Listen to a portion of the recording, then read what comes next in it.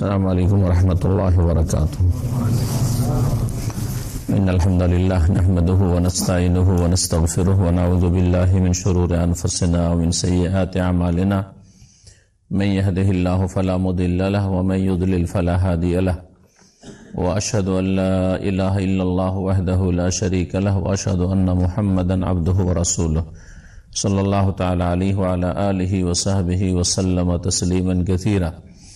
أما بعد فقد قال المؤلف حفظه الله تعالى: باب في صلاة أهل الأعذار جمع عذر والمراد به هنا المرض والسفر والخوف، فأهل الأعذار هم المرضى والمسافرون والخائفون.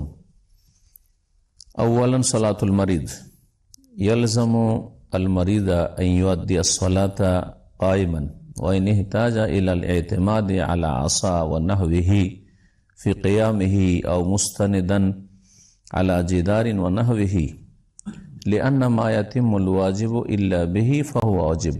মহান আল্লাহর সমস্ত প্রশংসা যে আল্লাহ রাব্বুল আলামিন 5 ওয়াক্ত সালাত ফরজ করেছেন, যাতে যেসব বিধিবিধান রয়েছে ফরজ রোকন সেগুলি ওইভাবে আদায় করতে হবে যেভাবে ফরজ করা হয়েছে। আর যদি কোনো ব্যক্তির ওজর থাকে তো যতটা ওজর আছে ততটা শরীয়তের বিধিবিধানে ছাড় দেওয়া হয়েছে। সালাত ও সালাম নাযিল হোক মুহাম্মদুর রাসূলুল্লাহ সাল্লাল্লাহু আলাইহি ওয়াসাল্লামের উপর, যিনি এমন ব্যক্তিকে যে দাঁড়িয়ে সালাত আদায় করতে পারে না তাকে বসে সালাত আদায় করার অনুমতি দিয়েছেন, যে বসে পারে না তাকে শুয়ে সালাত আদায় করার অনুমতি দিয়েছেন। আমাদের ফিকুল ইবাদাত বা সালাত সম্পর্কীয় নামাজ সম্পর্কীয় ফিকহি মাসলা মাসাইলের এই কিতাবে ধারাবাহিক যে আলোচনা চলছে তাতে আজকের বিষয়বস্তু হচ্ছে এমন সমস্ত মুসল্লিদের নামাজের বিধান যাদের শরীয়তি ওজর রয়েছে, অসুবিধা রয়েছে, নামাজ আদায় করতে গিয়ে অসুবিধা রয়েছে, শরীয়তি কিছু বাধা, যাতে পূর্ণরূপে সালাত আদায় করতে পারছে না। বলছেন বাবুন ফি সালাতে আহলিল আযার, এই অধ্যায় হচ্ছে ওই সমস্ত ব্যক্তির সালাতের বিধান সম্পর্কে যারা ওজরওয়ালা ব্যক্তি, ওজরওয়ালাদের সালাত বা নামাজের বিধান সম্পর্কে। আযার ওজরের বহুবচন, আর ওজর বলতে এখানে বোঝানো হয়েছে কোনো ব্যক্তির অসুস্থ হওয়া বা সফরে থাকা অথবা ভয়ে ভীত হওয়া, নামাজের অবস্থায় অসুস্থ, নামাজের অবস্থায় সে সফরে, মানে সফর অবস্থার নামাজ, অথবা নামাজের সময় সে ভয়ে ভীত, ভিতরে ভয় ঢুকে আছে, এদের হচ্ছে ওজর। এদের বিধিবিধান সাধারণ সালাত থেকে বেশ কিছু ভিন্ন, তাদের অনেক মাসাইল রয়েছে যে মাসাইলগুলি এ সমস্ত লোকের সাথে খাস।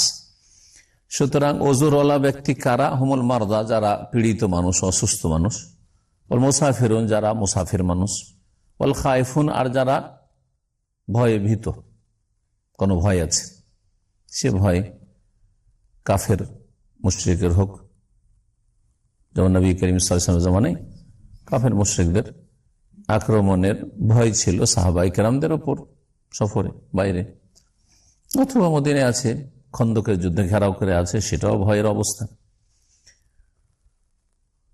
ভয় মানুষ ছাড়া কোনো হিংস্র পশুর ভয় হইতে পারে, হিংস্র পশুর, বাঘ ভাল্লুকের ভয়, সেই অবস্থা নামাজের বিধিবিধান ভিন্ন হবে ইত্যাদি। বলছেন আউয়ালান সালাতুল মারিদ, প্রথমত অসুস্থ ব্যক্তির নামাজের বিধিবিধান, আর এটা বিস্তারিত আলোচনা করেছেন লেখক।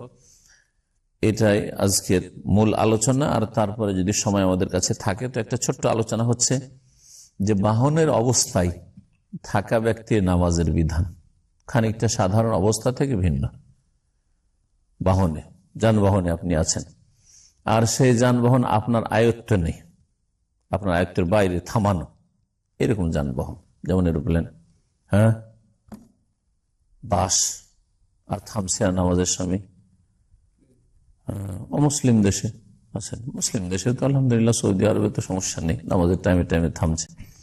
কিন্তু যেসব দেশে বাস থামানো সম্ভব না, বাসে বসেই হয় নামাজ পড়তে হবে, আর না হয় নামাজের রক্ত পার হয়ে যাবে, এই বিষয়গুলি আসবে। প্রথম বিষয় হচ্ছে সলাতুল মারিদ, অসুস্থ ব্যক্তির নামাজ। এতে 1 নম্বর মাসআলা হচ্ছে যে ইয়ালজামুল মারিদ আন ইউআদ্দিয়া সলাতা কায়মান। অসুস্থ হলেও আসল হচ্ছে যে অসুস্থ ব্যক্তি দাঁড়িয়ে সলাত আদায় করবে, তার জন্য আবশ্যক। অসুস্থ বলে যে বসে যাবে তা নয়, অসুস্থ ব্যক্তির জন্য আসল ফরজ হচ্ছে কি দাঁড়িয়ে নামাজ পড়বে। যেমন একটা সুস্থ ব্যক্তির জন্য দাঁড়িয়ে নামাজ পড়া ফরজ, কারণ নামাজের ভিতরে একটি আমলগত রুকন, কর্মগত রুকন ফরজ হচ্ছে কিয়াম, দাঁড়ানো। ওয়াকুমু লিল্লাহি কানিতিন, কোরআনে কারীমে আল্লাহ বলছেন আল্লাহর সামনে তোমরা অনুগত হয়ে দাঁড়াও, মানে সালাতে দাঁড়াও। হ্যাঁ, নামাজের অবস্থায় আল্লাহর সামনে অনুগত হয়ে বা নীরব হয়ে দাঁড়াও। কানিতিনের দুটোই অর্থ, অনুগত হয়ে দাঁড়াও। যেইভাবে আল্লাহ রাব্বুল আলামিন দাঁড়াতে বলেছেন, যতটা দাঁড়াইতে বলেছেন, যেই নিয়মে দাঁড়াইতে বলেছেন, এটা হচ্ছে অনুগত হয়ে দাঁড়ানো। আর একটা হচ্ছে নীরব হয়ে দাঁড়াও, অর্থাৎ দুনিয়ার কোনো কথা কাজ চলবে না নামাজের অবস্থায়। ওয়াকুমু লিল্লাহি কানিতিন, কোরআনে কারীমের আয়াত। তো নামাজের অবস্থায় অসুস্থ ব্যক্তির ওপর একটি ফরজ হচ্ছে কি দাঁড়িয়ে নামাজ পড়া। যদিও সে এই দাঁড়ানোর ক্ষেত্রে দাঁড়াতে পারবে, কিন্তু একটু লাঠির সাহায্যের দরকার। হ্যাঁ, তো লাঠি নিয়ে দাঁড়াবে। একজন লোক যদি লাঠিতে ভর দিয়ে দাঁড়িয়ে নামাজ পড়তে পারে, তো তার জন্য বসা চলবে না। লাঠিতে ভর দিয়ে অথবা দেয়ালে ভর দিয়ে। বলছেন যে ওয়াইন ইহতাজা ইলাল ইতিমাদ আলা আসা, যদি সে লাঠিতে ভর দেওয়ার মুহতাজ, মুখাপেক্ষী হয়, অথবা এইরকম কোনো কিছু, জি, দাঁড়ানোর অবস্থায়, আওমুস্তানাদান আলা জিদারিন, অথবা দেয়ালে একটু ভর দিলেই কাজ হয়ে যাবে। দাঁড়াতে পারবে কিন্তু একটু দেয়ালে তাকে ভর দেওয়া লাগবে, ইত্যাদি ইত্যাদি। কোনো কিছুতে একটা ভর, দেয়ালে, ফিলারে, এটা খুঁটিতে ভর দিয়ে দেখছি যে আমার একটু খুঁটিতে ভর দিয়ে আমি নামাজ দাঁড়িয়ে পড়তে পারবো, তাহলে দাঁড়িয়ে নামাজ পড়বে। লিআন্না মা লা ইয়াতিমুল ওয়াজিবু ইল্লা বিহি ফাহুয়া ওয়াজিবুন। যদি কোনো ফরজ আদায় করা কোনো কিছুর উপর নির্ভরশীল হয়, যে এই ফরজটা আদায় করার জন্য এই কাজটা করা আবশ্যক, তাহলে যেটি আবশ্যক সেটাও ফরজ। যেমন নামাজ পড়ার জন্য নামাজ উজু ছাড়া হবে না, এই কায়দাটার একটা উদাহরণ দিচ্ছি, অনেক উদাহরণ আছে। মা লা ইয়াতিমুল ওয়াজিবু ইল্লা বিহি ফাহুয়া ওয়াজিবুন, যেটা না করলে একটা ফরজ আদায় করা সম্ভব নয়, সেটাও ফরজ। যেমন নামাজ পড়া সম্ভব নয় বিনা উজুতে, সুতরাং যেমন নামাজ ফরজ তেমন উজুও ফরজ। বুঝতে পেরেছেন? ঠিক কিনা? নিজের জান রক্ষা করা ফরজ কিনা? হ্যাঁ, আত্মহত্যা করা হারাম, তার মানে নিজের জানের হেফাজত করা, প্রাণ রক্ষা করা কি ফরজ। সুতরাং প্রাণ রক্ষা করা যেই বিষয়ের উপর বা যে বস্তুর উপর নির্ভরশীল, সেটাও ফরজ। সুতরাং পানাহার করার হুকুম, খাওয়া দাওয়াটা কি আপনাদের জিজ্ঞাসা করছি, খাওয়া দাওয়ার হুকুম কি? জায়েজ না মুস্তাহাব না ফরজ? ফরজ। এতটা ফরজ সর্বনিম্ন যা দিয়ে আপনি আপনার প্রাণ রক্ষা করতে পারেন। 3 বার করে খেতে হবে, এটাও ফরজ না। 5 বার করে খেতে হবে, এটাও ফরজ না। 2 বার খেতে হবে, এটাও ফরজ না। হ্যাঁ, হয়তো জায়েজ 3 বার 5 বার খাওয়া জায়েজ, কিন্তু এতটা পরিমাণ সর্বনিম্ন খাওয়া যা দিয়ে আপনি আপনার প্রাণ রক্ষা করতে পারেন, এটা কি ফরজ। আপনি যদি 1 সপ্তাহ না খান, বলছে খাওয়া কি খাওয়া জায়েজ, আমি খাবো না, আর তারপরে অবস্থা খারাপ, বিছানা ধরে নিলেন, গুনাহগার না? এই জন্য আল্লাহ রাব্বুল আলামিন ক্ষুধার্ত ব্যক্তি একেবারে নিরুপায়, কোনো কিছু পাচ্ছে না, তখন আল্লাহ রাব্বুল হারাম খাওয়া জায়েজ করেছেন। হ্যাঁ, কোরআনে কারীমে আল্লাহ রাব্বুল আলামিন এই মর্মে 3 জায়গায় প্রায় আয়াত রয়েছে। হররিমাত আলাইকুম মাইতাতু ওয়াদ-দামু ওয়া লাহমুল খিনজির, ইন্নামা হারাম আলাইকুম মাইতাতু ওয়াদ-দামা ওয়া লাহমাল খিনজির, রক্ত, মৃত জীবজন্তু, শুকুরের গোস্ত ইত্যাদি এগুলো হারাম করা হয়েছে। কিন্তু ফামানিত্তররা, কেউ যদি নিরুপায় হয়, না খেলে মরে যাবে। এখন মৃত একটা গরু আছে, খাসি আছে, এছাড়া আর কিচ্ছু নেই ওর কাছে। তখন শরীয়তের বিধান যে অতটা খেতে হবে যতটাতে আপনার জানটা বেঁচে যায়, বেশি খাওয়া চলবে না। যে পেয়েছি তো একবার যখন পারমিশন পেয়েছি খেয়েই নি, ভালো করে। হারাম শুকরের গোস্ত এইরকম নিরূপ অবস্থায় অতটা যতটা খেলে জানটা বেঁচে যায়। যাই হোক, কথা লম্বা করছি না, কায়দাটা বুঝাইতে গিয়ে বললাম, অনেকে বলে বোরখা পরা ফরজ নাকি? এগুলো আজকালকার এক শ্রেণী মূর্খদের প্রশ্ন। বোরখা পরা ফরজ নাকি? তার উত্তর কি? ফরজ হচ্ছে পর্দা করা, হেজাব করা কি ফরজ? হেজাব করা হচ্ছে ফরজ। এই হেজাব করার জন্য যেই কাজটা না করলে হেজাব হবে না সেটাও ফরজ। এখন যদি মাথা থেকে পা পর্যন্ত চেহারা ঢেকে পর্দা করতে হয় তো বোরখার মতো একটা লেবাস লাগবে, ঠিক আছে? না হইলে চেহারার পর্দা হবে না। যদি মনে করেন যে একটা লম্বা চাদর আমি জড়িয়ে নেব, তারপর চেহারা খোলা থাকবে, ঠিক কিনা? তাহলে বলবো যখন হেজাব করা ফরজ আর হেজাব পুরো শরীরের পর্দা পূর্ণতার সাথে বোরখা দিয়ে হইতে পারে, তখন বলো যে বোরখা পরা তাহলে ফরজ। আমার শাড়ি তো লম্বা আর আমার মোটা কাপড়ের শাড়ি, পাতলা নয় যে শরীর দেখা যাচ্ছে, আমি মোটা শাড়িতে যদি আমি পর্দা করি, পর্দা হবে না, পর্দা হবে না। এতে হাওয়া বাতাসে কাপড় উড়ে যেতে পারে, তারপরে এদিক সেদিক খুলে যেতে পারে, মাথা থেকে কখনো অনিচ্ছাকৃত কাপড় পড়ে যেতে পারে, হতে পারে না? পারে না। সুতরাং বেগানা পুরুষের সামনে আপনার দেবর ভাসুর আর দুলাভাই অগ্নিপতি ওদের সামনে আপনার শাড়ি পরে চলাফেরা করা যাবে না, জায়েজ নয়। তো এই কায়দাটির অনেক উদাহরণ হতে পারে যে যেই ফরজ কাজটি কোন একটা কিছু না করলে আদায় করা সম্ভব নয়, তাহলে যেই কাজটি না করলে ফরজ আদায় করা সম্ভব নয় সেই কাজটিও ফরজ, ফরজটিও ফরজ, আর যার উপর ফরজটি নির্ভরশীল সেটাও ফরজ। আপনারা তো প্রবাসী, প্রবাসীদের একটা উদাহরণ দিই। বিদেশে আসা ফরজ নাকি? জায়েজ কাজ, জায়েজ। কিন্তু যদি কেউ দেখে যে আমি আমার গ্রামে বা আমার যে যোগ্যতা এই দিয়ে আমি আমার স্ত্রী আমার ছেলেমেয়ের সংসার আমি বাড়িতে থেকে গ্রামে থেকে চালাইতে পারবো না, বিদেশে গেলেই আমি কি করতে পারবো? সংসার চালাতে পারবো। সংসার চালানো, তাদের ভরণ পোষণের দায়িত্ব কি ফরজ। ওই ফরজ আদায় করা সম্ভব নয় যদি আমি বিদেশে রোজগার না করি, তাহলে বিদেশে রোজগার করা ওই লোকের জন্য ফরজ, আপনাদের সবার জন্য ফরজ নেই। বুঝতে পেরেছেন? এগুলোকে ফিকহ বলা হয় বা উসুলুল ফিকহ বলা হয়। তো একটা লোক, এখন এখানে কি উদাহরণ? দাঁড়ানো ফরজ, নামাজে দাঁড়ানো ফরজ। আর দাঁড়ানোর জন্য আমি দাঁড়াইতে পারবো, কিন্তু একটা লাঠি না হলে আমি দাঁড়াতে পারবো না। একটা লাঠিতে ভর দিলে আমি দাঁড়াতে পারবো, একটা আমি খুঁটিতে বা পিলারে ভর দিলে আমি দাঁড়িয়ে নামাজ পড়তে পারবো। তাহলে পিলারে ভর দেওয়া এই নামাজের অবস্থা, অথবা একটা লাঠি হাতে রাখা, তখন কি হয়ে যাবে? ফরজ হয়ে যাবে। কারণ এই লাঠি হাতে না রাখলে আমি দাঁড়িয়ে থাকতে পারছি না। যদি লাঠির ব্যবস্থা থাকে, যখন লাঠিও নেই আর পিলারও নেই, কোনো জায়গায় হেলান দেওয়ার ব্যবস্থা নেই, আর এমনি আমি দাঁড়াইতে পারবো না, তখন আমার জন্য বসার পারমিশন। দ্বিতীয় যে বিষয়টি বলছেন, ফাইনাম ইয়াস্তাতিল মারিদু আল কিয়ামা ফিস সালাতি, অসুস্থ ব্যক্তি যদি নামাজের ভিতরে দাঁড়াতে সক্ষম না হয়, দাঁড়াতে সক্ষম না হয় এর অর্থ কি? একেবারে দাঁড়ানো অসম্ভব না দাঁড়ানো কষ্টকর? যদি আপনাদের জিজ্ঞেস করি কি বলে অসম্ভব আর কষ্টকর পার্থক্য আছে কিনা? একটা লোকের জন্য দাঁড়িয়ে নামাজ পড়া অসম্ভব, আর একটা লোকের জন্য দাঁড়িয়ে নামাজ পড়া কষ্টকর। তো যার জন্য অসম্ভব দাঁড়িয়ে নামাজ পড়া, সে তো বসে পড়বেই, কিন্তু আর একজন লোকের জন্য অসম্ভব নয়, সম্ভব, কিন্তু দাঁড়িয়ে নামাজ পড়াটা কষ্টকর, ও কি বসে পড়তে পারবে কিনা?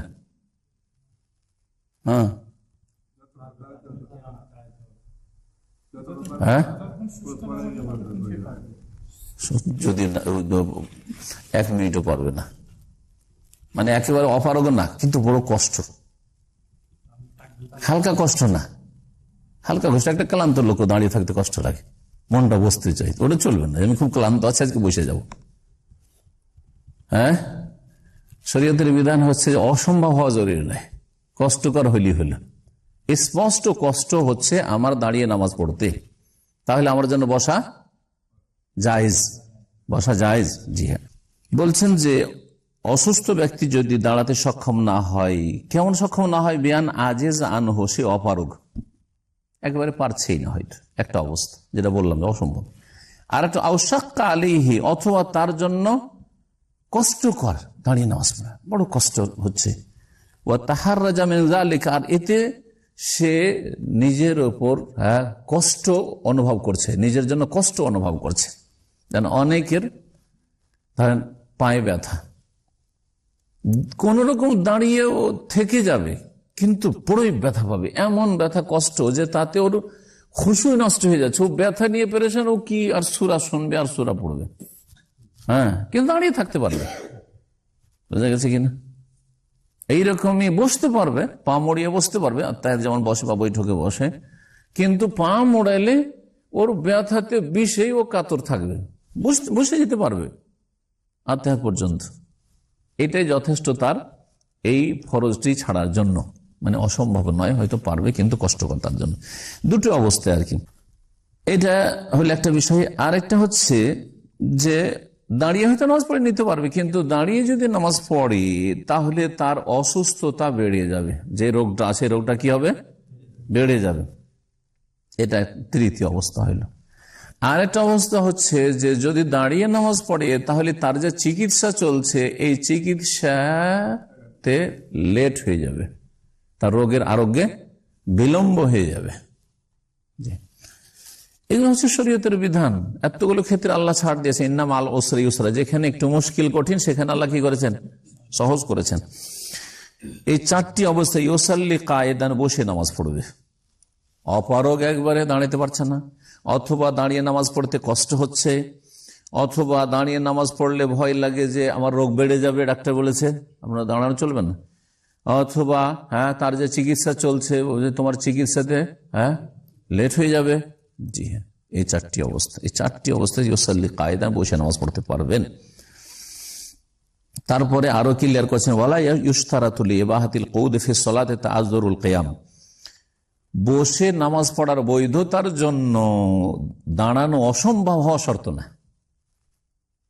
বসে নামাজ পড়া যে জায়েজ কোন মানুষের জন্য, এর জন্য কোনো শর্ত নাই যে তার জন্য দাঁড়ানো কি অসম্ভব না, অসম্ভব নাই কিন্তু কষ্ট, অথবা আমার রোগ বেড়ে যাবে, অথবা রোগের চিকিৎসায় আমার বিলম্ব হয়ে যাবে, এসব অবস্থাতে বসে নামাজ পড়া জায়েজ। ওয়ালা ইয়াকফি লিযালিকা আদনা মাশাক্কাত, যেমন অসম্ভব হওয়া জরুরি নয় তেমনি আর একটা সাইড বলে দিচ্ছেন, দিন হচ্ছে মধ্যম পন্থা। একেবারে যখন আপনার জন্য দাঁড়ানো অসম্ভব তখন বসে নামাজ পড়তে পারবেন, বল ফতুয়া।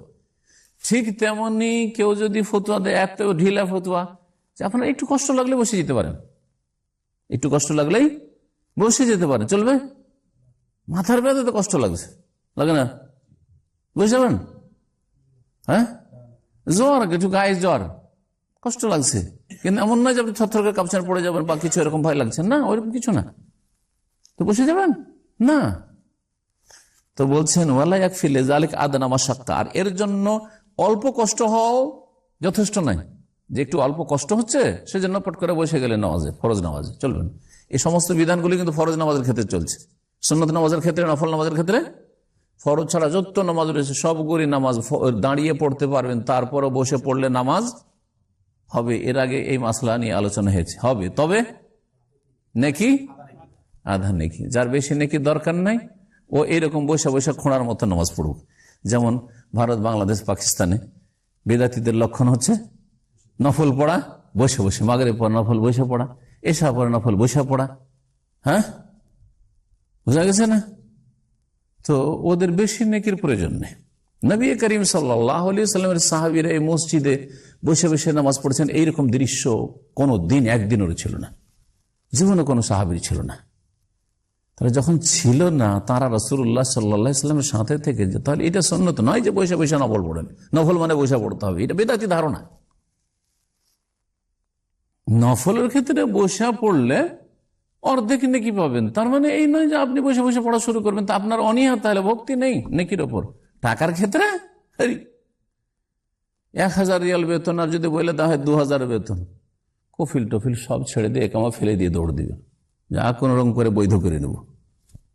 হ্যাঁ, নাহলে কিছুদিন থাকলে তো হলো, এখানে 1 বছর চাকরি, ওখানে 6 মাস চাকরি সমান, তো এখানে 1 বছর থেকে লাভটাই, সব হিসাব করে ফেলছে। নেই, কি দরকার নেই, এটা বিদাতীদের লক্ষণ। যারা লম্বা তাহাজ্জুদ পড়ছেন, নবী সাল্লাল্লাহু আলাইহি ওয়াসাল্লাম তাহাজ্জুদের পরে কত তাহাজ্জুদে লম্বা পড়তেন, সূরা মুজাম্মিলে 3 রকমের তাহাজ্জুদের কথা। লম্বা তাহাজ্জুদের পরে মানুষ ক্লান্ত হয়, স্বাভাবিক, ভেতর পড়লেন, তারপরে 2 রাকাত নামাজ বৈশা পড়তেন। আপনিও লম্বা তাহাজ্জুদ গুজার, আরে কমপক্ষে 1 ঘন্টা তো তাহাজ্জুদ পড়েন, 1 ঘন্টা তাহাজ্জুদ পড়েন, আর তারপরে তখন ভেতর পড়েন, ভেতরে পড়ার পরে 2 রাকাত নফল বসে বসে পড়েন, বলবো যে হ্যাঁ পড়েন, এমনি নফলে বসে পড়া, আর তাও মসজিদে, আবার এটা সুন্নতের খেলাফ কাজ। এক কথায় বসে নামাজ পড়া জায়েজ, মানে এই তরিকা নেই যে তরিকা ভারত, বাংলাদেশ, পাকিস্তানের বিদাতীরা, ওদের একটা লক্ষণ হয়ে গেছে বসে নফল পড়া। অল্প কষ্ট যথেষ্ট নয় কিসের জন্য? বসে নামাজ পড়া জায়েজ করার জন্য। বালিল মুতাবার আল মাশাক্কাতু যাহিরাত, বরং স্পষ্ট কষ্ট আপনার চেহারাতে অথবা শরীরে, হ্যাঁ, অনুভূত, আপনি বুঝতে পারছেন আমার কষ্ট হচ্ছে, বুঝতে পারছেন আমার নামাজ পড়তে কি হচ্ছে, খুব কষ্ট হচ্ছে, এইরকম হইতে হবে। না হলে যেমন একটু আগে বললাম যে যারা হয়তো লম্বা জার্নি করে এসছেন, শুধু বাড়ি এসে নাই, রাস্তাতেও কি কষ্ট লাগে না দাঁড়িয়ে নামাজ পড়তে? মক্কা থেকে যখন বাসে আপনারা সারা, ওই যে বিকেল 2টাতে চেপেছেন, আর ফজরেও কি সূর্য উঠার পরে এখানে দামামে নামবেন, তো যে মাগরিব এশা আর ফজরগুলি পড়ছেন, তখন কষ্ট লাগে না? কষ্ট তো লাগে দাঁড়িয়ে থাকতে, কিন্তু তাই বলে কি বসে নামাজ পড়া জায়েজ হবে নাকি? না, মোটেই জায়েজ নাই। 3 নম্বর মাসআলা বলছেন, ফাইল্লাম ইয়াস্তাতিল মারিদুস সালাতা কায়েদান, যদি অসুস্থ ব্যক্তি বসে নামাজ পড়তে না পারে, বসেও পড়তে পারে না, বিআন শাক্কা আলাইহিল জুলুস মাশাক্কাতান যাহিরা, বসে নামাজ পড়াও তার জন্য বড় কষ্টকর, স্পষ্টভাবে কষ্টকর। আও আজিজ আনহু, অথবা সে বসতে অপারগ, বসতেই পারে না, অক্ষম। ফাইন্না ইউসাল্লি আলা জামবি, তাহলে কি করবে? দাঁড়ানো থেকে বসাতে আসলে বসাটাও পারছে না, তখন কি করবে? দুটোই পারছেন না, দাঁড়ানো পারছেন না, বসেও পারছেন না, ফাআলা জামবিহি, শুয়ে কাত হয়ে নামাজ পড়ে, জাম মানে কাত হয়ে, এটাকে পার্শ্বদেশকে জাম্বুন বলে। জি, আল জাম্বুল আইসার বাম পার্শ্ব, আর জাম্বুল আইমান হচ্ছে ডান পার্শ্ব। তো এই পার্শ্বদেশ জমিনে রেখে কাত হয়ে নামাজ পড়বে এমন ভাবে যাতে করে কিবলা মুখে, ওয়ায়াকুন ওয়াজহু ইলাল কিবলাতে, কিবলা মুখী হয়। তাহলে আমাদেরকে যারা পূর্ব দিকে আছি কাবা থেকে, যদি ডান দিকে কাত হয়ে শুইতে হয়, হ্যাঁ, ডান দিকে কাত হয়ে শুইতে হয়, আর কিবলামুখী হইতে হয়, তাহলে কোন দিকে মাথা করতে হবে? হ্যাঁ, উত্তর দিকে মাথা করে, এদিকে উত্তর, দেখেন দক্ষিণ, এদিকে কিবলা আছে, এদিকে মাথা করেন আর কাত হন। তাহলে ডান কাতে শুইতে হবে না বাম কাতে? ডান দিকে কাত হয়ে শুইতে হবে, ঠিক না? যেমন করে মাইয়াতকে কবরে রাখা হয়, মাইয়াতকে যেমন করে কবরে রাখা হয় আমাদের দেশে, মানে যারা পূর্ব দিকে আছে কিবলা থেকে, যারা অন্য দিকে আছে ওরা অন্যভাবে করবে, তাই না? জি, এইভাবে কেবলামুখী নামাজ পড়তে হবে। তাহলে কাঁথে নামাজ পড়লে কি হয়ে গেল? মুখটা কোন দিকে হয়ে গেল? কেবলার দিকে হয়ে গেল। ওয়াল আফদাল ইয়াকুন আলা জামবিল আইমান, এই ক্ষেত্রে বাম দিকে কাত হয়ে যদি হয়তো জায়েজ আছে, কিন্তু উত্তম হচ্ছে ডান দিকে কাত হয়ে, হ্যাঁ, ডান পার্শ্বকে জমিনে রেখে শুয়ে নামাজ পড়া। ইল্লা ইন কানাল আইসার ওয়াসহাল, তবে তার জন্য যদি বাম দিকে কাত হয়ে ওটা বেশি সুবিধাজনক হয়, সহজ হয়, ফাহু আফদাল, তাহলে সেটা অসুবিধা নেই, সেটাই উত্তম হইতে পারে। তার জন্য কোনটা মানে সহজ হচ্ছে? অনেক সময় হয়তো ডান দিকে কাত হয়ে শুইতে পারছেন না, হতে পারে তাহলে সেই দিকে সমস্যা আছে, শারীরিক হতে পারে। আচ্ছা, আর এক মানুষ আছে যাকে কেবলামুখী করার কোন লোকই নেই, এমন অসুস্থ মানুষ শুয়ে নামাজ পড়বে, কিন্তু কিবলার দিকে যে মুখ করবে তো মুখটা ঘুরিয়ে দেওয়ার লোক না, ও নিজে ঘুরাইতে পারে না, এমন অসুস্থ আছে না হাসপাতালে এমন রোগী, কি করবে? ও নামাজ পড়বে না? হ্যাঁ, ওয়ালাম ইয়াস্তাতি তাওয়াজ্জু ইলাইহি বিনাফসিহি, কেউ ওকে ফিরিয়ে দেওয়ার মতো নেই কিবলার দিকে, আর সে নিজে থেকে কিবলামুখী হইতেও পারে না। আও কানা তাওয়াফি তাওয়াজ্জুহি হারাজু ওয়া মাশাক্কা, অথবা সে যদি কোন রকম করে কষ্ট করে যদি কিবলার দিকে ঘুরে, তাহলে তাতে তার কি হবে? কষ্ট হবে। তাহলে সাল্লা আলা হাসাবি হালিহি, যে অবস্থায় আছে, যে অবস্থায় সুবিধা, ওই অবস্থায় নামাজ পড়ে নি। সুবহানাল্লাহ, দিন কত সহজ। যে অবস্থায় আছো ওই অবস্থায় নামাজ পড়ে নাও।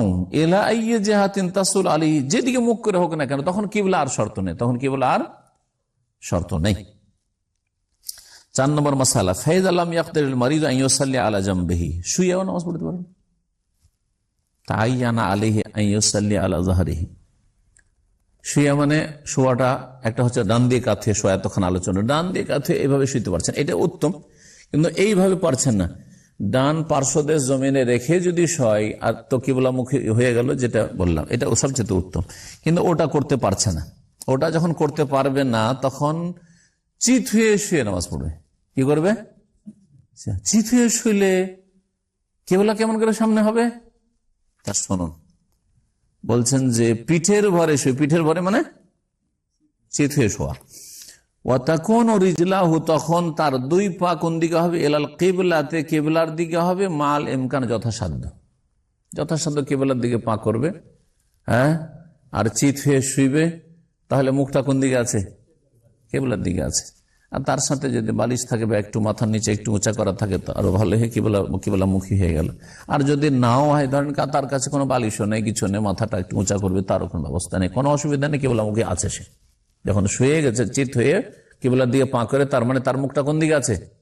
কিবলার দিকে। কিবলার দিকে বেশি নজর দিতে পারছে, সে কিবলামুখী হয়ে আছে। এই যে ফিকহি মাসআলা, এই মাসআলা সমস্ত মাযহাবে আছে। এই যে কিবলার দিয়ে পা করে অসুস্থ ব্যক্তি যে দাঁড়িয়ে নামাজ পড়তে পারে না, বসেও পড়তে পারে না, শুয়ে নামাজ পড়ছে, তার একটা তরিকা হচ্ছে যে ডান দিকে কাঁথিয়ে শুয়ে নামাজ পড়বে। আর একটা তরিকা হচ্ছে যে চিত হয়ে পিঠের ভারে নামাজ পড়বে, আর পা হবে কিবলার দিকে, মাথা হবে কিবলার বিপরীত দিকে। এতে কি বোঝা গেল? বোঝা গেল যে কিবলার দিয়ে পা করে শুয়া না জায়েজ নাকি? কি বোঝা গেল? জায়েজ। যদি কিবলা দিয়ে পা করে শোয়া ঘুমানো যদি নাজাইজই হইতো, তো ফোকায়ে কেরামরা কিভাবে আপনাকে তরিকা বাতলাবেন যদি শুয়ে কিবলা দিয়ে পা করে নামাজ পড়ো? বোঝা গেছে কিনা? তো এই যে আমাদের জাতির মধ্যে, জনগণের মাঝে, বা এই যারা এলিম কালাম রাখে না, কিন্তু হয়তো আছে কিছু মাদ্রাসায় পড়েছে, এখন ফতোয়া না দিলেও তো কাজ চলবে না, মসজিদে চাকরি করে, ফতোয়া না দিলেও তো ভাত উঠে যাবে, তো জাহেলের মতো ফতোয়া, কিবলা দিয়ে পা করে বসা যায় নাকি, কিবলা দিয়ে পা করে শোয়া যায় নাকি, তোমাদের বাড়ির খাট কিবলা দিকে পা করে কেন হারাম কাজ করে অপরাধ করে দিস। হ্যাঁ, এগুলি তাহলে মূর্খতা। আসলে এগুলির কোনো ভিত্তি নেই শরীয়তে, না হানফি মজাবে না হাম্বলি মজাব, দেখেন কোনো মজাবি নেই। বরং হানাফি ফিকার কিতাবে এই তরিকে বয়ান করা হয়েছে শুয়ে নামাজ পড়ার। জি, কিবলার দিকে পা করে চিত হয়ে শোন, আর তাহলে মুখটা হবে কিবলার দিকে। 5 নম্বর মাসালা বলছেন, ওয়াইয়াসাল্লাল মারিদু কায়দান, যখন অসুস্থ ব্যক্তি বসে নামাজ পড়বে, বসে নামাজ পড়ছেন, বসতে তো পারছেন কিন্তু জমিনে সিজদা করতে পারছেন না। বসে নামাজ পড়ছেন আর জমিনে সিজদা করতে পারছেন না। আও সাল্লা আলা জামবিহি, অথবা শুয়ে নামাজ পড়লেন কাত হয়ে পার্শ্ব দেশে। আও আলা জাহরি, অথবা পিঠের ভরে মানে চিত হয়ে, যেমন বলা হইল। যদি শুয়ে নামাজ পড়ে তখন তো সিজদা করতে পারছেন না, ঠিক না? আর বসে নামাজ পড়ছেন কিন্তু আপনি সেজদাতে যেতে পারছেন না, উঠে যে সেজদায় যাবেন বসা থেকে, এটা করতে পারছেন না। এরকম যদি হয় তাহলে রুকু সিজদাগুলি কেমন করে করবেন? রুকু সিজদা কেমন করে করবেন? শোয়া ব্যক্তি রুকু সিজদা কেমন করে করবে? ইশারাতে, সোজা কথা, ইঙ্গিতে। বলছেন ফাইন্নাহু ইউমি বিরাসিহিল রুকু ওয়াস সুজুদে, এই ব্যক্তি, যেই ব্যক্তি বসে তো নামাজ পড়তে পারছে কিন্তু সিজদা করতে পারছে একটা লোক, আর এক লোক আছে যে শুয়ে নামাজ পড়ছে, শুয়ে নামাজ পড়ছে। শুয়ে নামাজ পড়লে তো সিজদার প্রশ্ন উঠে না, যেহেতু বসতেই পারছে না, তাহলে আর সিজদা কি করে করবে? শুয়ে আছে, এইরকম লোক ইশারাতে কি করবে? সেজদা করবে। তো কেমন করে পার্থক্য আমরা বুঝবো যে এটা হচ্ছে রুকুর ইশারা, রুকুর ইঙ্গিত, আর এটা হচ্ছে সিজদার ইঙ্গিত? রুকু আর সেজদাতে যেমন মাটিতে লুটিয়ে যাচ্ছি, আর রুকুতে তো মাটিতে লুটাই না। সুতরাং আমার যে ইশারাটা মাথা ঝোঁকানোটা হবে সেটা রুকুতে কম হবে আর সেজদাতে বেশি হবে। তাহলে এ হলো রুকু আর এ হলো সেজদা। এবার বোঝা গেছে? জি হ্যাঁ। আর হাতখানকে এরকম করে রেখে দিল, হ্যাঁ চেয়ারে বসছে আজকাল বুড়োগুলো, হাতখানকে এরকম করে রেখে দিল আর বোঝা যাচ্ছে যে আমি রুকু করছি। না, এটা ভিত্তিহীন কথা, মন গড়া কথা এটা। তো বলছেন যে ইশারা করবে রুকুর জন্য এবং সেজদার জন্য। ওয়াজালুল ইমা আলি সুজুদে আখফাদা মিনাল ইমাই লিরুকুই। আর রুকুর জন্য যে ইশারা বা ইঙ্গিতটা করেছিল, মানে ঝুঁকেছিল, সেটার চাইতে সেজদার জন্য বেশি ঝুঁকবে, বেশি ঝুঁকে ইঙ্গিত করবে, ইশারা করবে, বুঝাবে যে আমি এখন সেজদে আছি। ওয়াইজা সাল্লাল মারিদু জালিসান ওয়া হুয়া ইয়াস্তাতিউ সুজুদ আল আরদি। আর আরেক লোক বসে নামাজ পড়ছে আর সে জমিনে সেজদা করতে পারবে, বসে নামাজ পড়ছে আর জমিনে সেজদা করতে পারবে, তাহলে ঝোঁকা চলবে? তার ঝোঁকা যথেষ্ট নয়। সে মাটিতে বসে নামাজ পড়ুক আর চেয়ারে বসে নামাজ পড়ুক। এই মাসালাতে কত যে চেয়ার বাবুরা ভুল করছে আল্লাহ জানে। চেয়ারে বসে নামাজ পড়ছে, ওজোর শুধু এই যে ও দাঁড়াতে পারছে না, তাহলে দাঁড়ানোটা না হয় তার মাফ হইল, দাঁড়ানোর ক্ষেত্রে চেয়ারে বসার অনুমতি হলো, কিন্তু সেই ব্যক্তি সেজদা করতে পারবে জমিনে, সে জমিনে সেজদা না করে চেয়ারের উপরেই ঝুঁকে নিল, হবে? নামাজ হবে না। ভালো করে শুনে রাখেন, কত লোকের নামাজ এইভাবে বাতিল যাচ্ছে তাদের জেহালত অজ্ঞতার কারণে। এই জন্য চেয়ারের উপর সলাৎ বা চেয়ারে সলাতের বিধান সম্পর্কে আমার একটা আলোচনা 1.5 ঘন্টার বেশি আছে, মাসখানেক আগে আলোচনা করেছি, যাতে করে মানুষের ভুল ভাঙে, সংশোধন হয়। এখন শুনে বলছে ওয়াইজা সাল্লাল মারিদ জালিসান, আর কোন অসুস্থ ব্যক্তি যদি বসে নামাজ পড়ে, ওয়া ইয়াস্তাতিউ সুজুদ আল আরদি, কিন্তু সেই ব্যক্তি জমিনে সেজদা করতে পারে, বসে নামাজ পড়ছে, চেয়ারে হোক আর নিচে হোক, আর সেজদা সে জমিনে করতে পারবে। ওয়াজাবা আলাইহি যালিকা, তার উপর জমিনে সেজদা করা ফরজ হবে, জমিনে সেজদা করা ফরজ। ওয়ালা ইয়াকফিহিল ইমা, তার জন্য ইঙ্গিত করা আর মাথা ঝুঁকানো যথেষ্ট নয়, একেবারে হবে না। ও দলিল আলা জাওয়াজ সালাতিল মারিদ আলা হাযিহিল কাইফিয়াল মুফাসসাল, এই যে বিস্তারিত অসুস্থ ব্যক্তি নামাজের পদ্ধতি বলা হইল, এটার বৈধতার দলিল কি? দলিল সহিহ বুখারীতে রয়েছে এবং সুনানের কিতাবাদিতে রয়েছে, আবু দাউদ, বুখারী, মুসলিম, আবু দাউদ, নাসাঈ, তিরমিজি, ইবনে মাজাহ ইত্যাদিতে। ইমরান বিন হোসেন রাদিয়াল্লাহু তাআলা আনহু থেকে বর্ণিত, কাল, তিনি বলছেন, কানাত বি বাওয়াসির, আমাকে অর্শ রোগ ছিল, যে অর্শ রোগকে আরবিতে বাওয়াসির বলা হয় আর ইংরেজিতে পাইলস বলা হয়। জি, ফাসালতু নবী সাল্লাল্লাহু আলাইহি ওয়াসাল্লাম, এই অর্শ রোগের কারণে ওনার নামাজ দাঁড়িয়ে পড়তে কষ্ট হইতো অথবা আর কিছুতে কষ্ট হইতো, তখন বলে যে আমি যে এরকম অসুস্থ অবস্থায় আমি কেমন করে নামাজ পড়বো? নবী করিম সাল্লাল্লাহু আলাইহি ওয়াসাল্লাম 3 রকম অবস্থাটা বর্ণনা করে দিলেন। বলে সাল্লি কাইমান, তুমি দাঁড়িয়ে নামাজ পড়ো। আসল হচ্ছে কি করতে হবে? পারলে দাঁড়িয়ে নামাজ পড়তে হয়, ফরজ নামাজ। ফাইনলাম তাস্তাতে, যদি না পারো, ফাসাল্লে কায়েদান, তাহলে বসে নামাজ পড়ো। ফাইনলাম তাস্তাতে, সেটাও যদি না পারো, ফাআলা জামবেকা, তাহলে তোমার পার্শ্ব দেশে নামাজ পড়ো, মানে ডান দিকে বা কাঁথে নামাজ পড়ো। জাদান নাসে, ইমাম নাসে বলছেন, ফাইনলাম তাস্তাতে, যদি এটা না পারো, মানে পার্শ্ব দেশে, সাইডে, এরকম কাঁথে নামাজ পড়তেও পারে না, কাঁথ হইতে পারে না কেউ, অনেকে চিত হয়ে আছে শুধু, তাহলে ফামুস্তালকিয়ান, তাহলে পিঠের ভরে মানে চিত হয়ে নামাজ পড়ো। জি। 6 নম্বর, ফাইনলাম ইয়াতামাক্কান মিনাল ইমাই বির রাস ফাইন্নাহু ইস্তাহদিরু আফআলাস সালাতি বিকলবিহি। আর এক লোক আছে, তার অবস্থা আরো খারাপ, সে মাথা ঝুঁকাইতে পারে না, রুকু সেজদা মাথা ঝুঁকাইতে হবে কিনা, আর রুকুর চাইতে সেজদাতে বেশি ঝুঁকাইতে হবে, তাই না? ও ঝুঁকতেই পারে না, কোন রকম বসতে পারছে হয়তো, কিন্তু ঝুঁকতে পারছে না। অথবা শুয়ে নামাজ পড়ে, শুয়ে নামাজ পড়ার লোককেও তো রুকু সেজদাতে কি করতে হবে? মাথা ঝুঁকাইতে হবে, ঝুঁকতেই পারছে না সে। মানে যার মেরুদণ্ড ভেঙে গেছে, দুর্ঘটনাতে যাদের মেরুদণ্ড ভেঙে যায়, সারা জীবনটা এইভাবে লম্বা যে অবস্থায় সব কথা বলতে পারবে, কিন্তু নড়তে চড়তে পারবে না, একটু নড়তে পারবে না। আল্লাহ যেন আপনাদের সবারই হেফাজত করেন, আল্লাহ আমাদের হেফাজত। যদি মাথা দ্বারা ইশারা না করতে পারে, মানে ঝুঁকতে না পারে, কোনো ইশারা ইঙ্গিত করতে পারছে না, তাহলে আবার কি করে রুকু সিজদাগুলি করবে? বলছেন ফাইন্না ইয়াস্তাহদিরু আফআলা সলাতি বিকলবিহি, যেটা একটু আগে বলেছেন, তাহলে সে অন্তরে এই কাজগুলি, নামাজের ভিতরে কাজগুলি কি করবে, হাজির করবে, যে এখন আমি রুকুতে আছি, তারপর এখন আমি কিসে আছি, সেজদাতে আছি। জি, এটা হচ্ছে হুজুরে কলব, দিলে অন্তরে বিষয়গুলিকে হাজির করা। রুকুতে হাজির আছি যখন, এই অনুভূতিটা তার অন্তরে থাকবে, তখন রুকুর তাসবিহ পড়ে সুবহান রাব্বিয়াল আযীম পড়বে। সেজদায় থাকবে, যখন ভিতর মনে আসছে যে আমি এখন সেজদার অবস্থায় আছি, তখন সেজদার দোয়া পড়বে, তাসবিহ পড়বে। ওয়া ইউহাররিকু লিসানুহু বিআকওয়ালিহা, আর তার জবান নড়াইতে হবে, কিন্তু বিআকওয়ালি এই কথা, যে জবান নড়াইতে পারছে, যে ব্যক্তি জবান নড়াইতে পারছে, সে শুধু মনে মনে শুধু সুবহান রাব্বিয়াল আযীমের অর্থটা মগজে ব্রেনে ঘুরাইলে চলবে না, আপনাকে জিভা নড়াইতে হবে, জিভা নড়াইতে হবে। ফাইন লাম ইয়াতামাক্কান, আচ্ছা যদি তাও না করতে পারে, ফাইন লাম ইস্তাহদার আল আকওয়ালা আইদান বিকলবি, কি না করতে পারে, ওই যে জবান নড়িয়ে সুবহান রাব্বিয়াল আযীম, সুবহান রাব্বিয়াল আযীম, সুবহান রাব্বিয়াল আযীম ঝুঁকতে পারছে না, তাহলে একই অবস্থায় আছে। আমি বসার উদাহরণটা দিচ্ছি, শুয়ে এটা হইতে পারে, বসে আছে, আর ঝুঁকে যে রুকু করতে হবে একটু ঝুঁকতে পারছে না।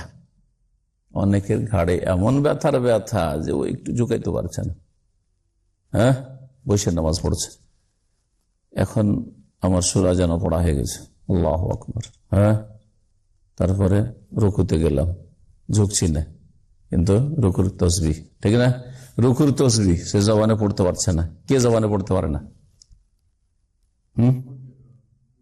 বোবা ব্যক্তি, বোবা জবান নাড়িতে পারবে কি? তোর তো জবানি করে না, জিভা নাড়িয়ে কথা বলবো, তো কথা বলতে পারে না। কিন্তু বোবা ইশারা ইঙ্গিতে যেমন আপনি দুনিয়ার কাজকর্ম বুঝিয়ে দিচ্ছেন, তেমনি তাকে বুঝাইতে হবে যে তোমার উপরে নামাজ ফরজ আছে, আর এইভাবে নামাজ ফরজ আছে।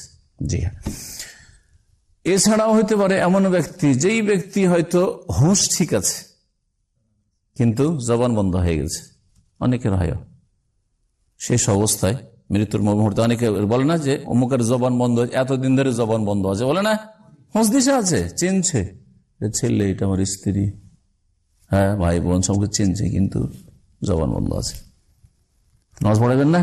এই ভুলগুলি আমাদের মানুষরা করে।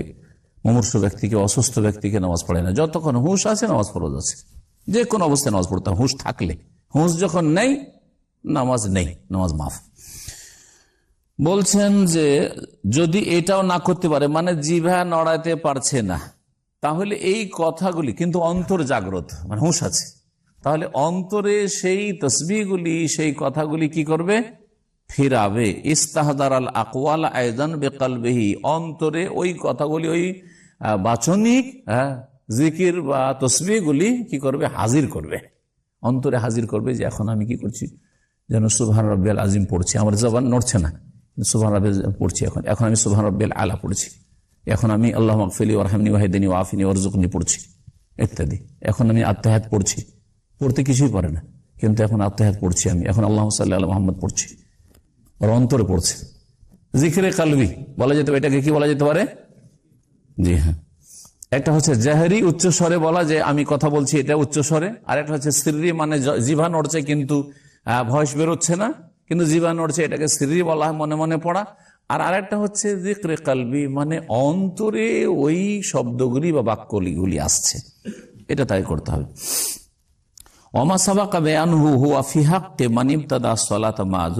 আচ্ছা, এই যতগুলি আলোচনা হইল, এগুলি ওই নামাজি, অসুস্থ নামাজের ক্ষেত্রে, যেই ব্যক্তি নামাজ শুরু করে তখনই সে মাজুর ছিল, অসুস্থ ছিল, অসুস্থ থাকা অবস্থায় কি করেছে, নামাজ শুরু করেছে। ওয়াস্তামারা বিহিল ওযর ইলাল ফারাগ মিনহা, আর এই অসুস্থ অবস্থায় তার নামাজটা শেষ, শুরু থেকে শেষ পর্যন্ত সে অসুস্থ, তাহলে এই বিধানগুলি। ও আম্মা মানিবতাদাহ ওয়া ইয়াকদুর আল কিয়াম, কিন্তু অনেকে আছে যে প্রথম নামাজ পড়তে যখন ঢুকেছিল তাকবীরে তাহরিমা দিয়ে, তখন সুস্থ, বেশ সুস্থ, ও ভাবতে পারেনি যে আমাকে বসে নামাজ পড়তে হবে, দাঁড়িয়ে শুরু করেছে, তারপরে মাথাটা এমন ঘুরে উঠলো, চক্কর দিয়ে যে আষাঢ় খেয়া পড়ে যাবে, হতে পারে না, সুগার লো হইলে, প্রেশার হাই হইলে, হ্যাঁ, এরকম আরো কিছু হইলে, কারণ হইতে পারে। তো বলছেন যে যেই ব্যক্তি নামাজ শুরু করলো এমন অবস্থায় যে সে দাঁড়াতে সক্ষম, সুম্মা তারা আলিহিল আজজ আনহু, তারপরে হঠাৎ করে সে আর দাঁড়িয়ে থাকতে পারছে না, অপারগ। হ্যাঁ, আও ইবতাদাহু লা ইস্তাতিউল কিয়াম, অথবা সেই ব্যক্তি এর বিপরীত, শুরু করেছিল যখন তখনই সে দাঁড়াতে পারছিল না। সুম্মা কাদারা আলিহি ফি আসনাইহা, একটা হলো কি যখন শুরু করে তখন দাঁড়াতে সক্ষম ছিল, পারত, তারপরে কিছুক্ষণ পরে আর দাঁড়িয়ে থাকতে পারছে না, এটা একটা অবস্থা। আর একটা অবস্থা বলছেন যখন শুরু করেছিল তখনই দাঁড়াতে পারছিল না, শুরু করেছিল তখন দাঁড়াতে পারছিল না, তাহলে কি করেছে? বসে নামাজ। সুম্মা কাদার আলিফ আসনাইহা, তারপরে নামাজ পড়তে পড়তে এখন দেখছি যে আমি তো খুব সুস্থ, দাঁড়াতে পারবো, আমার মাথা চক্কর দিচ্ছিল বা আমি দাঁড়াতে পারবো না, পড়ে যাও ভাবছিলাম, আমার কিচ্ছু লাগে না, তাহলে এখন সক্ষম। সে হঠাৎ করে পরিবর্তন হতে পারে এর ক্ষেত্রে। আও ইবতাদাহা কায়েদান সুম্মা আজাজা আনিল কউদি ফি আসনাইহা, অথবা শুরু করেছিল বসে, এটা হচ্ছে বসা লোকের, বসে শুরু করেছিল, তারপরে কিছুক্ষণ পরে দেখছে আর বসে থাকতেও পারছি না, বসা থেকে উল্টে পড়ে যাবে। আও ইবতাদাহা আলা জামবিন, অথবা শুরু করেছিল শুয়ে, সুম্মা কাদা আল কউদ, তারপরে দেখলো যে আমার শরীরটা তো ভালো লাগছে, কেন শুয়ে শুয়ে নামাজ পড়ে, আমি বসে নামাজ পড়তে পারবো, বসতে পারছে। এইরকম যদি হয়, মানে অবস্থার পরিবর্তন ঘটে, ফাইন্নাহু ফি তিলকাল আহওয়াল ইয়ান্তাকিলু ইলাল হালাতিল মুনাসাবাতি লাহু শারআন ওজুবান আলাইহি, তাহলে সে যেমন যেমন তার স্বাস্থ্যের পরিবর্তন ঘটছে তেমনি সে নিজেকে নামাজের ভিতরে পরিবর্তন করতে পারবে, যেটা অবস্থা তার জন্য উপযুক্ত হয়। কথা ক্লিয়ার? কিন্তু আপনি ভালো অবস্থায় ছিলেন, খারাপ হয়ে গেলেন, তাহলে আপনি নামতে পারবেন, এখন দাঁড়ানো থেকে বসতে পারবেন, বসা থেকে শুয়ে যেতে পারবেন, ঠিক না? এর বিপরীত, খুব খারাপ অবস্থায় নামাজ শুরু করেছিলেন, হ্যাঁ, শুয়ে নামাজ শুরু করেছিলেন, এখন আপনি বেশ সুস্থ, এখন দেখছেন বসে থাকতে পারবো, তাহলে বসে যাবেন, এখন আরো শুয়ে শুয়ে পুরো নামাজ, যখন শুরু করেছে শুয়ে তো শুয়ে পড়েনি, চলবে না। হ্যাঁ, অথবা বসে শুরু করেছেন, এখন আমি তো দাঁড়াতে পারবো, তাহলে এটা চলবে না। যখন শুরুটা করিয়ে দিচ্ছি বসে, তাহলে পুরোটা বসেই পড়ি, তাও চলবে না। জি হ্যাঁ, সুবহানাল্লাহ। কোরআনে কারীমের এই হচ্ছে নীতিমালা, সূরা তাগাবুন আয়াত নম্বর 16 বলছেন যে উপযুক্ত অবস্থার দিকে চলে যাবে সে শরীয়তের বিধানে শারআন, আর এটা তার জন্য কোনো মুস্তাহাব নয়, ওজুবান আলাইহি, এটা ফরজ, যে আপনি এখন আর বসার লোক না, বসেছিলেন এতক্ষণ ওজোরে, এখন আপনি দাঁড়াতে পারছেন, দাঁড়িয়ে যান, জরুরি। লিকাউলিহি তাআলা, কারণ মহান আল্লাহর বাণী, ফাত্তাকুল্লাহ মাস্তাতাতুম, তোমরা যথাসাধ্য আল্লাহকে কি করো? যথাসাধ্য, আপনার সাধ্যে আছে দাঁড়িয়ে পড়তে পারবেন। এখন 2 রাকাত বসে পড়েছেন, তারপরে আপনি সুস্থ, তাহলে বাকি 2 রাকাত আপনার সাধ্যে আছে দাঁড়ানো, দাঁড়াইতে হবে। জি, শুয়ে নামাজ পড়ছিলেন, এখন মনে করছেন যে আমি সুস্থ, ভালো লাগছে, আমি কেন শুয়ে নামাজ পড়বো, উঠে যান, বসে নামাজ পড়তে শুরু করেন, ওই অবস্থাতে নামাজ ভাঙতে হবে। জি, এটা তো আয়াত আর হাদিস রয়েছে নবী করিম সাল্লাল্লাহু আলাইহি ওয়াসাল্লাম, ওয়াইজা আমারতুকুম বিআমরিন ফাতু মিনহু মাসতাতাতুম, তোমাদেরকে কোনো যদি আদেশ করি তাহলে সেটা যথাসাধ্য পালন করো। ফায়ান্তাকিলু ইলাল কিয়ামি মান কাদা আলাইহি, সুতরাং দাঁড়ানোর দিকে চলে আসবে যেই ব্যক্তি দাঁড়াতে সক্ষম। ওয়ায়ান্তাকিলু ইলাল জুলুসি, আর বসে যাবে যেই ব্যক্তি দাঁড়া থেকে অক্ষম হয়ে গেল, দাঁড়িয়েছিল আর দাঁড়িয়ে থাকতে পারছে না, তাহলে বসে যাবে। যে ব্যক্তি বসেছিল বলছে আমি তো এখন সুস্থ, তাহলে দাঁড়িয়ে যাবে। ফি আসনাই সলাতে, নামাজের অবস্থায়, নামাজের অবস্থাতেই। তারপরে মাসালা বলছেন, ওয়াইন কাদার আল কিয়ামি ওয়াল কুউদি ওয়া লাম ইয়াকদির আল রুকু ওয়াস সুজুদ, আর এক লোক আছে যেই ব্যক্তি দাঁড়াতে পারছে, বসতে পারছে, দাঁড়াতে পারছে, বসতে পারছে, তাহলে দাঁড়িয়ে নামাজ পড়বে, ঠিক কিনা? আর বসতে পারছে, তার মানে আত্তাহিয়াত গুলো, আর তারপরে ওই যে রুকু সিজদার সময়, রুকু 2 সিজদার মাঝখানে যে বসা, বসতে হবে না, হবে না, কিন্তু বুঝতে পারছে, তো কাজগুলি করতে হবে। কিন্তু সিজদায় যেতে পারছে না, রুকুতে যেতে পারছে না, এটা হইতে পারে না? পারে না, হতে পারে। একটা লোক কি করছে? দাঁড়াইতে পারছে, হ্যাঁ, আর সে কিছু না, রুকু করতে পারছে না, সিজদা করতে পারছে না, বাকি সব করতে পারছে, মানে বসতে পারছে আর দাঁড়াইতে পারছে, রুকু করতে পারছে না, সিজদা করতে পারছে না, কি করবে তাহলে?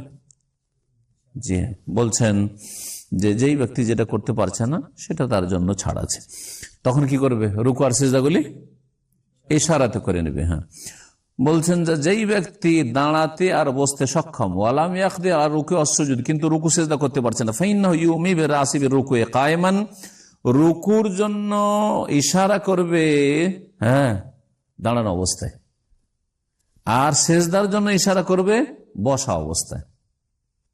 কেমন বুঝেন ভালো করে।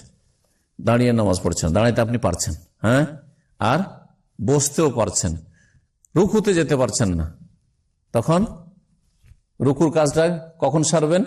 বসে যাওয়ার পরে ঝুঁকবেন না, বসে গিয়ে ঝুঁকলে হবে না, দাঁড়ানো অবস্থায় ঝুঁকতে তো পারছেন না, না রুকু করতে পারছেন না পুরা, কিন্তু একটু ঝুঁকতে পারছেন, তাহলে ঝুঁকে শুধু হ্যাঁ যতটা ঝুঁকতে পারেন ঝুঁকে আপনি কি করে নেবেন? দাঁড়ানো অবস্থায় ঝুঁকাটা করতে হবে রুকুর কাজটাকে। আচ্ছা, বসতে পারছেন আপনি কিন্তু সিজদা করতে পারছেন না, তাহলে বসে বসে যে ঝুঁকাটা হবে সেটা কিসের ঝুঁকা? সিজদার ঝুঁকা। দাঁড়াইতে পারছেন সেই জন্য রুকুর ঝুঁকাটা দাঁড়ানো অবস্থায় হইতে হবে, আর বসতে পারছেন সেই জন্য সিজদার ঝুঁকাটা বসার অবস্থায় হইতে হবে। ওয়ায়ুমি বিসুজুদে কায়দান, আর সিজদার জন্য ইশারা করে বসা অবস্থায়, লিয়াহসুল আল ফারকু বাইনাল ইমায়াইনে হাসবাল ইমকান, যাতে করে যথাসাধ্য দুটো ইশারার মাঝে পার্থক্য হয়ে যায়, যে এটা হচ্ছে আমার ঝোঁকাটা বা ইশারাটা কিসের? রুকুর ঝোঁকা, রুকুর ইশারা, আর এটা হচ্ছে সিজদার ইশারা। এই ছিল অসুস্থ ব্যক্তির নামাজের বিস্তারিত আলোচনা। দ্বিতীয় যে বিষয়টি সেটা হচ্ছে সালাতুর রাকিব, হ্যাঁ, বাহনে বসে থাকা ব্যক্তির নামাজ। বাহনে বসে থাকা ব্যক্তির বলছেন সালাতুর রাকিব, বাহনে চেপে থাকা ব্যক্তির নামাজ। জি হ্যাঁ, যে যানবাহনে আছে, ইয়াজিবু আলা মান ইউসাল্লিল ফারিযা আলা মারকুবিহি লিউযরিন মিম্মা সাবাক ওয়া লা ইউমকিনুহু নুজুল ফিল ওয়াক্তি আন ইস্তাকবিলাল কিবলাতা ইন ইসতাতা লিকাউলিহি তাআলা ওয়া হাইসুমা কুনতুম ফাওয়াল্লু ওজুহাকুম শাতরাহ। বলছেন যেই ব্যক্তি ফরজ নামাজ আদায় করবে নিজের বাহনের উপর, মানে যে বাহনে আপনি চেপে আছেন, লিউযরিন মিম্মা সাবাক, কোন ওজরের কারণে, কোন ওজরের কারণে বাহনের উপরে নামাজ পড়তে হচ্ছে আপনার, কিসের কারণে? ওজরের কারণে। ওজর একটা হচ্ছে অসুস্থ, বাহনে আপনি বাহন থেকে নামতে পারছেন না, এমনও আছে যে বাহনে যে চেপে গেছেন বাহন থেকে নামতে পারছেন, এটাও তো হইতে পারে। ওয়ালা ইউমকিনুহু নুজুল ফিল ওয়াক্তে, নামাজের ওয়াক্ত বাকি থাকা অবস্থায় সে নামতে সক্ষম না। হয়তো নামতে পারবে, যখন নামবে তখন নামাজের টাইম পার হয়ে যাবে। জি হ্যাঁ, নামাজের টাইম না পার হলে একটু লেট করা যেতে পারে, কিন্তু নামাজের টাইম পার হওয়ার আশঙ্কা। বাহনের উপরে আছে আর সময় মতো নামতে পারছে না বাহন থেকে, এটা তো একটা উদাহরণ লেখক দিয়েছেন, কিন্তু আর একটা উদাহরণ যেটা আজকালকার সমস্যা, সেটা হচ্ছে এই কিতাব তো লেখা হয়েছে সৌদি আরবে বসে বসে, এখানে তার ভারতের অবস্থার, বাংলাদেশের অবস্থার, ইউরোপের অবস্থার খবর নেই। ওখানে যখন বাস চলে তা আপনার জন্য মাগরিবে থামবে না, এশাই থামবে না, ফজরে থামবে, হ্যাঁ জি হ্যাঁ, এরোপ্লেন। তো সবগুলি মাসলা যাতে করে আমাদের ক্লিয়ার হয়ে যায়, এটাও আমাদের পক্ষে কি অসম্ভব যে আমরা এমন বাহনে যেটা আমার নিজের আয়ত্তে নেই, আয়ত্তের বাইরেও থামাতে পারবো না। নামাজের টাইম পার হওয়ার পরে থামবে গাড়ি হয়তো, বা গন্তব্যস্থানে পৌঁছবে, ততক্ষণ পর্যন্ত নামাজের রক্ত চলে যাবে। তো প্রথম যে মাসআলাটি সেটা হচ্ছে আপনি বাহনের উপর নামাজ পড়বেন কখন? বাহনের উপর ফরজ নামাজ তখন পড়বেন যখন বাহন থেকে নামতে পারছেন না। নেমে নামাজ পড়তে পারলে বাহনের উপর নামাজ পড়া যাবে না, কারণ বাহনের ওপর সবগুলি কাজ ঠিকভাবে আদায় করতে পারে, দাঁড়ানো, রুকু, সেজদা, হ্যাঁ বৈঠক, আর তারপরে আপনার কিবলামুখী হওয়া, আর গাড়ি চলছে, আর সেই সময় সবসময় কিবলার দিকে মুখের গাড়ি থাকবে এটাও জরুরি নয়, ঠিক না? তো এই জন্য যেই বাহন থেকে আপনি নামতে সক্ষম সেই বাহনে ফরজ নামাজ পড়া চলবে না। হ্যাঁ, সুন্নত নফল চলবে, এমনকি বেতরও চলবে, বেতরের হাদিস রয়েছে। আর বেতর যে নবী করিম সাল্লাল্লাহু আলাইহি ওয়াসাল্লাম উটের পিঠের উপরে বসে নামাজ পড়েছেন, এর থেকে বোঝা যায় যে বেতর নামাজ ফরজ ওয়াজিব নয়। বেতর নামাজ ওয়াজিব নয়, যে হানাফি মাযহাব বেতরকে ওয়াজিব বলছে না, এই যে ওয়াজিব নয় এর একটা শক্ত দলিল হচ্ছে নবী করিম সাল্লাল্লাহু আলাইহি ওয়াসাল্লাম বেতর কিসের উপর পড়েছেন? উটের পিঠের উপর পড়েছেন। হ্যাঁ, যেখানে আপনি আপনার বাহন থেকে যদি নিচে নামতে পারেন তাহলে বাহনের পিঠে ফরজ নামাজ ওয়াজিব নামাজ চলে না। এর দ্বারা বোঝা গেল যে বেতন নামাজ ওয়াজিব নয়। জি হ্যাঁ, আর এছাড়াও হাদিস রয়েছে আল বিতর লাইসা বিহাতমিন, বেতর ওয়াজিব নয়। তবে নবী সাল্লাল্লাহু আলাইহি ওয়াসাল্লাম বেতর পড়তে তাগিদ করেছেন, এজন্য সুন্নাতে মুআক্কাদা, মানে এমন সুন্নাত যার তাগিদ আছে অন্য সমস্ত সুন্নাতের চাইতে শক্তিশালী সুন্নাত, তাগিদপূর্ণ সুন্নাত, গুরুত্বপূর্ণ সুন্নাত হচ্ছে বেতরের সুন্নাত আর ফজর 2 রাকাত সুন্নাত। কখনো নবী সাল্লাল্লাহু আলাইহি ওয়াসাল্লাম সফরে, বাইরে, ঘরে ছাড়েননি বেতরে নামাজ আর ফজর 2 রাকাত সুন্নাত। বাকি সুন্নাতগুলি হচ্ছে সুন্নাতে রাতেবা। আমাদের দেশের মানুষরা আবার সুন্নাতে মুআক্কাদা মানে 10-12 রাকাত যা আছে তাই সুন্নাতে মুআক্কাদা, এইটাও একটা ভুল। জি, এই ভাষাটাও ভুল ভাষা, যার ফলে তাদের কাছে সুন্নাতে মুআক্কাদা বললে ফজর আর বেতর সুন্নাতে মুআক্কাদা, আর জোহরের ওদের কাছে সুন্নাতে মুআক্কাদা, পার্থক্য কি থাকলো? হ্যাঁ, পার্থক্য আছে, কিন্তু আপনারা ভুল বলছেন। জোহরের সুন্নাতগুলি সুন্নাতে মুআক্কাদা নয়, গুলো সুন্নাতে রাতেবা। মাগরিবের সুন্নাত সুন্নাতে মুআক্কাদা না, সুন্নাতে রাতেবা। এশার সুন্নাত সুন্নাতে রাতেবা, সুন্নাতে মুআক্কাদা নয়। কিন্তু ফজরের সুন্নাত আর বেতর সুন্নাতে মুআক্কাদা, মানে যার তাকিদ করা হয়েছে। কিবলামুখী হয়ে নামাজ পড়তে হবে। যদি আপনি কিসের উপর পড়েন? নিজের বাহনের উপর নামাজ পড়েন, ফরজ নামাজ, আর নামতেও পারছেন না আপনি সময় মতো, তাহলে কি করতে? আইয়াস্তাকবির আল কিবলাতা ইন ইসতাতা, যদি পারেন তাহলে কেবলামুখী হইতে হবে, কেবলামুখী হইতে হবে। আর শুরু থেকে শেষ পর্যন্ত যদি কেবলামুখী হয়ে থাকতে পারেন তাহলে শুরু থেকে শেষ পর্যন্ত কেবলামুখী হইতে হবে, শুরু থেকে শেষ পর্যন্ত কেবলামুখী হয়ে থাকতে হবে। কেন কেবলামুখী হইতে হবে? কারণ কেবলামুখী হয়ে নামাজ পড়া হচ্ছে নামাজের শর্ত, আর শর্ত হচ্ছে ফরজ। ফরজ লিকাউলিহি তাআলা, মহান আল্লাহর বাণী, সূরা বাকারা আয়াত নম্বর 144 রয়েছে, ওয়াহাইসু মা কুনতুম, যেখানেই তোমরা থাকো না কেন, ফাওয়াল্লু ওজুহাকুম শাতরা, তোমরা তোমাদের মুখমণ্ডল ফিরিয়ে দাও কোন দিকে? সেই দিকে, কিবলার দিকে। ওয়াজিবু আলাইহি ফিলু মা ইয়াকদিরু আলাইহি মির রুকুইন ওয়া কিয়ামিন ওয়া সুজুদিন ওয়া তুমানিনা, আর যারা বাহনে নামাজ পড়বে, বাহনে নামাজ পড়ে যতটা কাজ আদায় করতে পারবে নামাজের, সবগুলি যেভাবে আদায় করতে পারে আদায় করতে, ওর নিচে নামা যাবে না। যেমন রুকু করতে পারলে রুকু করতে হবে, দাঁড়াইতে পারলে দাঁড়াইতে হবে, সিজদা করতে পারলে সিজদা করতে হবে। স্থির ভাবে নামাজগুলি পড়বে, স্থিরতার সাথে, তাড়াহুড়া নয়, হ্যাঁ, আর নড়াচড়া নাই, ঝাঁকানি খাওয়া নয়। কিন্তু যদি এমনি ঝাঁকানি খায়, গাড়ি ঝাঁকানি খাচ্ছে, তো তার তো এখতিয়ারে নেই, তাহলে স্থির ভাবে নামাজ পড়তে হবে।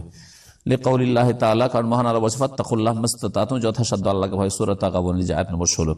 ওমা লা ইয়াকদিরু আলা ইউকাল্লাফু বিহি, কিন্তু যে কাজগুলি করতে পারছে না, বাহনে নামাজ পড়তে গিয়ে যেই কাজগুলি করতে পারছে না, সেগুলির দায়িত্ব তার উপর চাপানো যাবে না, মানে মাফ। তখন যেমন প্রথম বিষয় থেকে আসি, কিবলামুখী হওয়া। কিবলামুখী হইতে হবে যথাসাধ্য। কিন্তু ট্রেনে নামাজ পড়ছেন, ট্রেনে নামাজ পড়ছেন, জি হ্যাঁ, যদি বলেন যে ট্রেনে নামাজ পড়ে স্টেশনে নেমে যাবো, স্টেশনে নেমে গেছে, আমি দিয়ে নামাজ শুরু করেছেন আর ট্রেন ছেড়ে দিল, বিপদে পড়বেন না? পড়বেন না। তবে যদি জানা থাকে যে হ্যাঁ ট্রেন 10 মিনিট থামবে আর নামাজ পড়তে আমার 5-6 মিনিট 7 মিনিট লাগবে, তাহলে সেটা আলাদা কথা। হ্যাঁ, প্লেনে নামাজ পড়ছেন, কিবলামুখী হওয়া সম্ভব? অনেক সময় সম্ভব না, কখনো হয়তো সম্ভব হইতে পারে। তারপরে শুরুখানে সম্ভব হয়তো হইলো, শুরুটা করে দিলেন, দেখেন যে স্পেস আছে, আপনি কিবলামুখী হয়ে ইস্তেহাদ করে যেদিকে কিবলা আছে ট্রেনে অথবা বাসে অথবা এতে কি বলছে প্লেনে শুরু করে দিলেন, তারপরে ঘুরে গেলে এদিক ওদিক ঘুরতে থাকা অসুবিধা নেই, নামাজ হইতে থাকবে আপনার। বলছেন যে যেই কাজগুলি করতে পারবে না লা ইউকাল্লাফু বিহি, সেগুলির দায়িত্ব তার উপর চাপানো যাবে না। ওয়া ইন লাম ইয়াকদির আলা ইস্তিকবালিল কিবলা লাম ইয়াজিব আলী ইস্তিকবালুহা, যদি কিবলামুখী হইতে না পারেন, শুরু থেকে কিবলামুখী হইতে পারছেন না, হ্যাঁ, আপনার প্লেন এমন ভাবে অথবা বাস এমন ভাবে যাচ্ছে যে উত্তর দক্ষিণ হতে পারবেন কিন্তু পশ্চিম কিবলার দিকে হতে পারছেন না, তো তাহলে কিবলামুখী হওয়া ফরজ নাই। কখন? এটা যখন নামাজে রক্ত পার হয়ে যাওয়ার সম্ভাবনা আছে আপনার নামতে নামতে, তখন যে ওয়াসাল্লা আলা হাসবে হালিহি, যে অবস্থায় আছে অবস্থায় নামাজ পড়েন। ফাইনলাম ইয়াতামাক্কান মিনার রুকু ওয়াস সুজুদ আও মা বিসুজুদিন কায়দান, যদি রুকু সিজদা না করতে পারে, দাঁড়াইতে পারছে, হয়তো বাসে দাঁড়িয়ে আছেন, ধরেন দাঁড়াইতে পারছেন কিন্তু কি করতে পারছেন না, রুকু সিজদা করতে পারছেন, অথবা সিটে বসে আছেন, প্লেনে সিটে বসে নামাজ পড়ছেন, প্লেনে অনেক সময় নামাজ পড়তে দেয়, জায়গা দেয় হচ্ছে। আপনি সৌদি আরবের, আমি সৌদি আরবে নামাজ পড়েছি, পড়া যায়, অথবা বাংলাদেশ বিমানের নামাজ পড়া যেতে পারে। মুসলিমগুলি তো অনেকটা সুবিধা আছে। তো জায়গা চাইবেন, মুসলিম হোক আর অমুসলিম হোক, তারা জায়গা চাইবেন, যদি দিয়ে দিত আলহামদুলিল্লাহ। যদি বলছেন না আমাদের কাছে কোনো জায়গা নেই, তাহলে আপনি আপনার সিটে বসে যান, সিটে বসে আপনি নামাজ পড়তেন। কি বলা, মুখী না হইতে পারলে অসুবিধা নেই, রুকু সিজদা তো করতে পারছেন না, তখন কি করবেন, আপনি ইশারা করে রুকু সিজদা সারবেন। আও মা বে সুজুদিন কায়দান, বসে সিজদার ইশারা করবে, অবে রুকুইন কায়মান, আর দাঁড়াইতে পারলে রুকুর ইশারাটা দাঁড়ানোর অবস্থায় করবে। ইনতামাক্কান মিনাল কায়ম, যদি দাঁড়াইতে পারে, কিন্তু যদি দাঁড়াইতে না পারেন তাহলে দাঁড়াবেন না। অনেক সময় হয়তো দাঁড়াইতে পারছেন, বসতেও পারছেন, কিন্তু রুকু সিজদা করতে পারছেন। আর যদি দেখা যায় না একই অবস্থায় আমি আছি, বসে তো বসি। ফাইন তামাক্কানা মিনান নুজুল ফিল ওয়াক্তে, এখন আমি দেখছি যে আমার জার্নি শুরু হয়েছে সকাল 10টায় বা 11টায়, তখন জোহর হয়নি, সুতরাং জোহর পড়া যাবে না, সময়ের আগে নামাজ হবে না। উঠে গেছেন আপনি গাড়িতে, বা আমি উঠে গেছি, তারপরে জোহর গেল, আসর, সন্ধ্যা, হয়তো 5টায় সূর্য ডুববে, 4টার মধ্যে আমি নেমে যাব নিশ্চিত। তাহলে কি বাসে নামাজ পড়া যাবে না? পড়া যাবে না। যদি সময় থাকতে নেমে যেতে পারেন আপনি, তাহলে কি করতে হবে, নেমে নামাজ পড়া। ফাইন তামাক্কানা মিনান নুজুল ফিল ওয়াক্তে আও কানাত তুজমাউ লিমা বাদাহা, যদি সময়ের মধ্যে নেমে যেতে পারেন, অথবা এমন নামাজ যেই নামাজটি পরবর্তী নামাজের সাথে জমা করা যেতে পারে। 2 রকম নামাজ আছে তাহলে, যেমন জোহরের নামাজকে আসরের সাথে জমা করা যেতে পারে, মাগরিবের নামাজকে এশার সাথে জমা করা যেতে পারে, ফজরের নামাজকে কারোর সাথে জমা করা যাবে না, ঠিক না? না এশার সাথে জমা করা যাবে, আর না জোহরের সাথে জমা করা যাবে, মাঝখানে বর্ডার আছে ওর, ঠিক না? সূর্য ওঠা থেকে শুরু করে মাথার উপর থেকে সূর্য গড়া পর্যন্ত এটা একটা বর্ডার, কোন নামাজের টাইম নাই, এটা ফজরের টাইম না আর জোহরের টাইম না, ঠিক কিনা? দেখে জমা করা যাবে না, কিন্তু শেষ অক্ত পর্যন্ত অপেক্ষা করতে পারবেন। ফজর হয়েছে, সোহসাদে খেয়েছে, বাস থামছে না। অনেক সময় এরকম হয়, ওমরার বাসগুলি যে আসে না, আসার পরে ধরেন থামলো না, মানে পেট্রোল পাম্প পার হয়ে চলে আসছে, আউয়াল ওয়াক্তে থামলো না। কি বলে ড্রাইভার গুলো, যে দামামে গিয়ে নামাজ পড়ো, বলে না? বলে না? অনেক সময় বলে কিন্তু। আর আসার পরে আপনি ওয়াক্ত পেয়ে গেলেন, সূর্য ওঠার আগে আগে আপনি নামাজ পেয়ে গেলেন, তাহলে অসুবিধা নেই, কোনো অসুবিধা নেই। কিন্তু দেখছেন যে না, ও দামাম নাও বলছে, দামাম যেতে যেতে সূর্য উঠে যাবে, তাহলে কি করতে হবে, ওতে নামাজ পড়তে হবে গাড়িতে। বলছেন যে ফাইন তামাক্কানা মিনান নুজুল ফিল ওয়াক্তে, সময় থাকতে নেমে যেতে পারবেন, যেই নামাজটা জমা করা যায় না, যেমন ফজরের নামাজের সময় থাকতে সূর্য ওঠার আগে আগে গাড়ি থেকে নেমে যেতে পারবেন। আও কানাত তুজমাউ লিমা বাদাহা, অথবা প্রথম আউয়াল ওয়াক্তের নামাজ ওয়াক্ত শেষ হয়ে যাবে, আউয়াল নামাজের প্রথম নামাজের ওয়াক্ত শেষ হয়ে যাবে, কিন্তু তারপরে নামাজের সাথে ওকে জমা করা জায়েজ আছে। যেমন মাগরিবের নামাজের টাইম হচ্ছে মোটামুটি 1 থেকে 1.5 ঘন্টা, এর বেশি নয়, তারপরে একবার অন্ধকার হয়ে যাবে, এশারা ওয়াক্ত শুরু হয়ে যায়, 1 ঘন্টা থাকে। এই মাগরিব সম্পর্কে আমাদের ভারত, বাংলাদেশ, পাকিস্তানে জনগণের ধারণা বা এমনকি আলেম সমাজে এই বিষয়গুলি ক্লিয়ার করে না। মনে হচ্ছে মাগরিবের টাইম হচ্ছে 5 থেকে 7 মিনিট, ঠিক না? একেবারে আজানের সাথে সাথে ওই গিয়ে একামত হয়ে গেছে, আর আজান দিয়ে যদি মিনারা থেকে নেমে আসে তো নিজেও পাবে না নামাজ, এই অবস্থা। আর ওই আজান একামতের মাঝখানে তো নামাজ তো একবারে কড়া হারাম, আবার এখানে কি নামাজ আছে? অথচ নবী সাল্লাল্লাহু আলাইহি সাল্লামের বাণী যে আজান একামতের মাঝখানে নামাজ আছে আছে আছে, লেমান শাহ যে ইচ্ছা করে পড়ুক। সুন্নত বিরোধীতে দেখছেন কিন্তু সাথে সাথে নামাজ শুরু করে দেওয়া। তাহলে কেউ যদি রোজা ইফতার করে তো মাগরিব জামাত পাবেই না। একমাত্র রমজান মাসে একটু টাইম দেয়, আর বাকি টাইম দেয় নেই। অথচ মাগরিবের জন্য যথেষ্ট টাইম আছে। মাগরিব 1 ঘন্টা পর্যন্ত, পশ্চিম দিকের লাল যে আভা, ওইটা যতক্ষণ পর্যন্ত নিশ্চিন্ন না হয়ে যায় ততক্ষণ পর্যন্ত মাগরিবের টাইম আছে। মাগরিবের টাইম শেষ হলে তো এশা শুরু হয়ে যায়। তাহলে যদি 20 মিনিট বা আধা ঘন্টাতে মাগরিবের টাইম শেষ হয়ে যায়, তো আধা ঘন্টা পরে কি এশার টাইম শুরু হয়? না, ওটি শুরু হয় না। কমপক্ষে 1 ঘন্টা হইতে হবে। সৌদি আরবে 1.5 ঘন্টা টাইম দেওয়া হয়, রমজান মাসে 2 ঘন্টা দেওয়া হয়। মাঝখানে ব্যবধান খেয়াল করেছেন কিনা? সৌদি আরবে মাগরিব থেকে এশার মাঝখানে 1.5 ঘন্টা টাইম আছে। এটা সর্বনিম্ন মোটামুটি দেওয়া হয়, বা হয়তো আধা ঘন্টা একটু বেশি করে দেওয়া হয়। তো যাই হোক, যদি পরবর্তী নামাজের সাথে জমা করা যেতে পারে এমন নামাজ হয়, ওয়াতামাক্কানা মিনান নুজুল ফি ওয়াক্তিল মাজমুআ, জমা করার সময় নেমে যাবে। মাগরিবের নামাজের সময় শেষ হয়ে যাচ্ছে বা জোহরের নামাজের সময় শেষ হয়ে যাচ্ছে, কিন্তু নামাবে না। যেমন একটু আগে একটু উদাহরণ দিচ্ছিলাম, 10টা 11টায় চেপেছেন, তারপরে ও 2টো 2:30 তিনটাতে বা ধরেন 3টাতে আসর নামাজ ধরে নেন, 3টে আসর নামাজ, 3টাতে নামতে পারবেন না। নামবেন কখন? 4টা 4:30টায়। মাগরিব হইতে এখনো সময় আছে, তাহলে আসরের রক্ত পেলেন না পেলেন না? পরের নামাজের রক্ত পেলেন, তাহলে জোহরকে কি করবেন?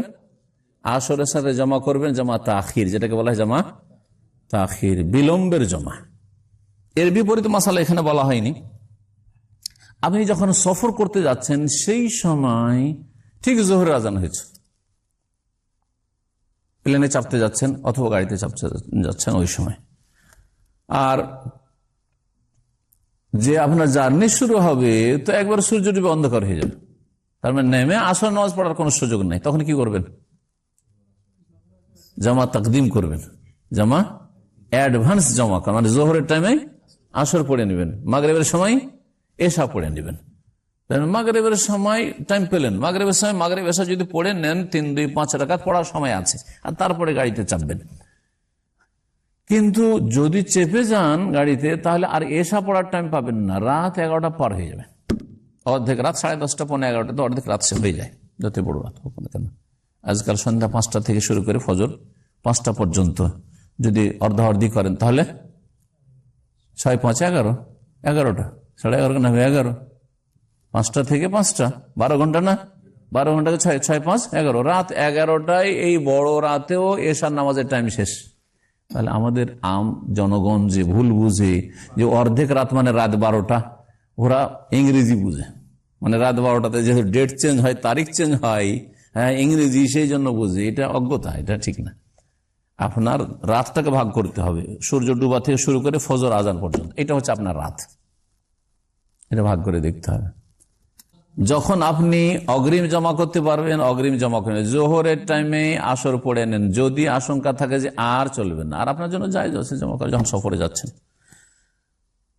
যদি দেখেন যে না এখন জোহরের টাইম হয়নি আর আসরের টাইমে আমি জমা করে নিতে পারবো, যদি একটু লেট করে হোক না কেন, তাহলে আপনি জোহরকে কি করবেন? আসরের সাথে জমা তাখির। তাহলে জমা হচ্ছে 2 রকম, জমা তাকদিম আর জমা তাখির, অগ্রিম জমা করা আর বিলম্বে জমা করা। তো এইভাবে জমা করতে হবে।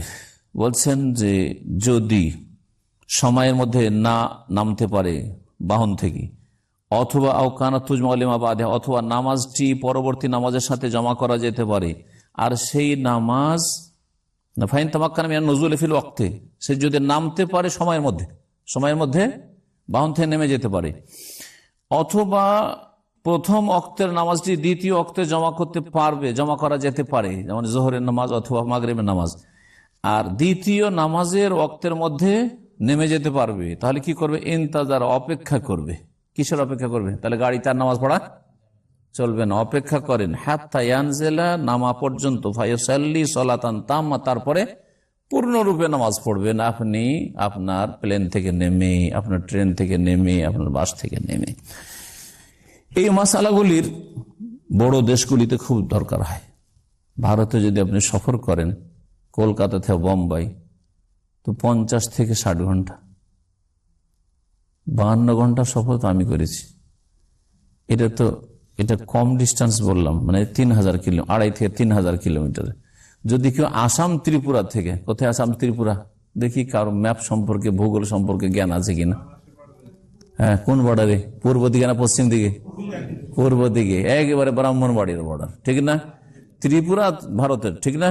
ত্রিপুরা রাজ্য থেকে যদি বোম্বাই আসে, তাহলে ত্রিপুরা থেকে মেঘালয়, আসাম, পশ্চিমবঙ্গ, বিহার হয়ে ঘুরতে ঘুরতে ওকে বোম্বাই বা দিল্লি আসতে ওকে 70-80 ঘন্টা লাগবে। কথা বোঝা গেছে? প্লেনে হলে তো বাংলাদেশের উপর দিয়ে তাড়াতাড়ি চলে আসলে, কিন্তু যখন বাই রোড আসবে তখন তো আর বাংলাদেশে ঢুকতে পারছে না, তখন তো ওকে ঘুরতে হবে, কয়েকটা স্টেট ঘুরে আসতে হবে, প্রদেশ ঘুরে আসতে হবে। এই ঘুরতে ঘুরতে ঘুরতে যদি 70-80 ঘন্টা যদি ও সফর করে, নামাজের অবস্থা কি হয়? অধিকাংশ মুসলিমরা তাদের মূর্খতার কারণে, তাদের অজ্ঞতার কারণে কত যে গুনাহগার হচ্ছে আরে জনগণ তো বাদ দেন, মাদ্রাসা আমরা লেখাপড়া করেছি, অধিকাংশ মাদ্রাসার ছেলেরা এমনকি শিক্ষকরা এইসব মাসাইলের খেয়াল রাখে না। ইন্নালিল্লাহ জন এসে দেখা যাচ্ছে যারা ওদের মধ্যে ভালো মানুষ, ভালো যারা আল্লাহকে ভয় করে, তারা দেখছে যে কি করছে, একসাথে অনেক নামাজ পড়ছে। আমার ছোটকাল দেখেছি এরকম, ছোটকালে কি যৌবন কালো 18 বছর 20 বছর বয়স দেখছি অনেক নামাজ পড়েই যাচ্ছে। কিসের নামাজ? বলছে যে কালকে বাড়ি থেকে বেরিয়েছি, আজকে আসলাম, কারো 5 ওয়াক্ত ছুটে আছে, কারো 10 ওয়াক্ত ছুটে আছে, সব পড়ছে। এটা বোঝা গেছে। আবার কেউ কি করে যে প্রত্যেক অক্তে ডবল, এই বেদাতীদের উমরি কাজার মধ্যে, বেদাতীদের উমরি কাজার মতো 10 বছর নামাজ ছুটেছে অতীতে, এখন দিশাহুঁশ হয়েছে, বলছে 10 বছর ছুটে গেছে, কি করতে হবে? বেদাতি হুজুরের কাছে ফতোয়া নিয়েছে যে 10 বছর তুমি কাজা করো। তো কেমন করে কাজা করি? একসাথে তো অতগুলি কাজা করা যাবে না, এক দিনে 5, তাহলে 10 বছর হিসাব করলে কত হাজার নামাজ হয়? তো বলছে একটা সহজ হিসাব, বেদাতি হিসাব, যে প্রত্যেক নামাজের সাথে ডবল নামাজ পড়ো। জোহর 4-4 8, আসর 4-4 8, আর মাগরিব 3-3 6, এই করে বেদাতি নামাজ পড়ে, অথচ এর কোনো অস্তিত্ব নেই, ভিত্তি নেই ইসলামে যেটা প্রমাণিত দলিল সম্মত সেটা হচ্ছে যার কিয়ামতের দিনে হাসরের মাঠে ফরজ নামাজ ঘটে যাবে, কমে যাবে, আর সেখানে সে হিমশিম খাবে পাশ করতে, আর ফেল হয়ে যাবে, আল্লাহ রহম করবেন। আর বললেন দেখো এইসব বান্দারা ফেল করছে, ওর কোন সুন্নত নফল আছে কিনা খুঁজো আমল নামাতে। যদি সুন্নত নফল থাকে ঠিক আছে, মেলা নামাজ ছুটে গেছে, আর তো করার কিছু নেই, যা চলে গেছে। কিন্তু তারপরে সে সলাত দোহা শুরু করে দিয়েছে, চাস্তের নামাজ, তারপরে তাহাজ্জুদ ডেইলি 8 রাকাত 10 রাকাত করে তাহাজ্জুদ অতিরিক্ত পড়েছে, তারপরে এই সুন্নত নামাজগুলি দিনে 10-12 রাকাত পড়েছে। এগুলো দিয়ে তখন ঘাটতি পূরণ শুরু হল, এইগুলো দিয়ে ঘাটতি পূরণ হবে। আর আপনি উমরি কাজা করবেন বেদাতি তরিকায়, আর আপনার মুখে ছুড়ে দেওয়া হয়, মানে আমরাই সালি আমরা ফওয়ারাদ, যে এমন কোন আমল করলো যেটা নবী করিম সাল্লাল্লাহু আলাইহি ওয়াসাল্লাম আদর্শ নয়, সেটা রাদ্দুন, মুখে উল্টা ছুঁড়ে ফেলা হবে, রদ করে দেওয়া, রিজেক্ট করে দেওয়া হবে। সুতরাং এই বেদাতি তরিকাগুলি বাদ দেন যারা করছেন, আর যেসব আত্মীয় স্বজনরা করছে তাদেরকে সতর্ক করুন, না হলে আমেলাতুন নাসিবাতুন তাসলা নারান হামি। আমল করলেন, কঠোর পরিশ্রম করলেন, কিন্তু শেষ পরিণাম বেদাত করার কারণে জ্বলন্ত আগুনে জাহান্নামে ঢুকতে হবে। আল্লাহ যেন হেফাজত করেন এবং সুন্নতি তরিকার দিকে ফিরে আসার তৌফিক দান করেন। আর ছেলে মেয়েদেরকে আগামীতে যা হয়েছে আপনার হয়েছে, কিন্তু আপনার ছেলে মেয়েদেরকে আর এরকম হইতে দিবেন না। 7 বছর থেকে নামাজ শিখান, আর 10 বছরের নামাজ সাথে করে পড়ান, চাপ সৃষ্টি করে পড়ান, আর তাহলে হবে কি 14-15 বছর সাবালক হইতে হইতে এমন নামাজের পাবন্দ হয়ে যাবে যে জীবনে আপনার ছেলে মেয়ের নামাজ ছুটেনি, এরকম হয়ে যাবে। আগামীতে আপনি যদি আপনার ছেলে মেয়েকে মানুষ করেন, দেখবেন যে ওই নেক্সট ছেলেরা ইনশাআল্লাহ আপনাদের জন্য সাদকায়ে জারিয়া হবে। আল্লাহ রাব্বুল আলামিন আমাদেরকে নেক আমলে তৌফিক দান করেন এবং কোরআন সুন্নাহ মোতাবেক জীবন যাপনে তৌফিক দান করেন। ও সাল্লাল্লাহু ওয়া সাল্লাম আলা নবিয়িনা মুহাম্মদ ওয়া আলা আলিহি ওয়া সাহবিহি আজমাইন।